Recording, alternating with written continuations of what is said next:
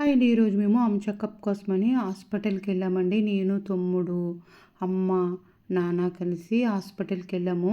హాస్పిటల్లో అమ్మకి చెకప్ అంతా అయిపోయిన తర్వాత, హాస్పిటల్ పని అంతా అయిపోయిన తర్వాత ఇలా షాపింగ్ మాల్కి వచ్చామన్నమాట అండి. అమ్మ నైటీస్ కొనడం కోసమని. నేను రాను, మీరు వెళ్ళి కొనుక్కురండి, నేను కార్లోనే కూర్చుంటాను అని అంది. అయితే అమ్మ తనంతట తాను మెట్లు ఎక్కలేదనమాట అండి.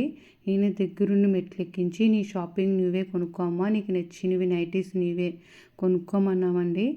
అమ్మ చిన్న చిన్న డిజైన్స్ అంటే ఇష్టపడుతుందనమాట. అందుకనే తనకు నచ్చినవి తీసుకుంటుందని ఇలా దగ్గరుండి తీసుకొచ్చామన్నమాట.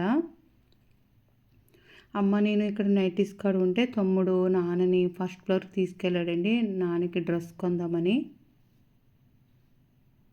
ఇలాగ అమ్మ తనకి నచ్చిన నైటీస్ సెలెక్ట్ చేసుకుందండి.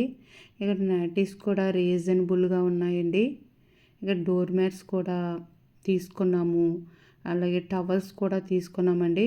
ఇక్కడ బ్లౌజ్ పీసెస్ కూడా డిఫరెంట్ ఆఫ్ బ్లౌజ్ పీసెస్ ఉన్నాయి, డిఫరెంట్ శారీస్ కూడా ఉన్నాయండి. అమ్మని మళ్ళీ నీకు రావడం కుదురుతుందో లేదో ఒకసారి కూడా తీసుకో అమ్మ అంటే అలాగా శారీస్ దగ్గరికి కూడా వెళ్ళామండి. అమ్మకి కాటన్ శారీస్ అంటేనే ఎక్కువ ఇష్టపడుతుంది అనమాట. ఇక్కడ జ్యువెలరీ అన్నీ ఉన్నాయండి. ఇలా కాటన్ శారీ కాడికి వస్తే అమ్మ అయితే ఈ శారీ తీసుకోలేదు, కానీ కొంచెం ఎదురుకి వెళ్ళామండి. అక్కడ కలంకారీ కాటన్లో ఒకటి సెలెక్ట్ చేసుకుందండి. తనకు నచ్చింది సెలెక్ట్ చేసుకుంది.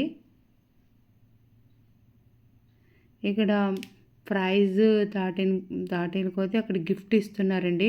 మన షాపింగ్ చేసిన రేటుని బట్టి దానికి ఒక గిఫ్ట్ ఇస్తున్నారనమాట. ఇక్కడ అమ్మ షాపింగ్కి, నాన్న షాపింగ్కి గిఫ్ట్ వచ్చిందనమాట అండి. తమ్ముడు చూడండి, మా తమ్ముడు గిఫ్ట్ కూడా తీసుకున్నాడు. మన పెద్దవాళ్ళకి వాళ్ళు లోపాన్ని చూసి బాధపడకుండా ఇలా చిన్న హెల్ప్ చేస్తే చాలండి, వాళ్ళు చాలా కొండంత ధైర్యంగా ఉంటారు. మనమే కదండి వాళ్ళకి ధైర్యం.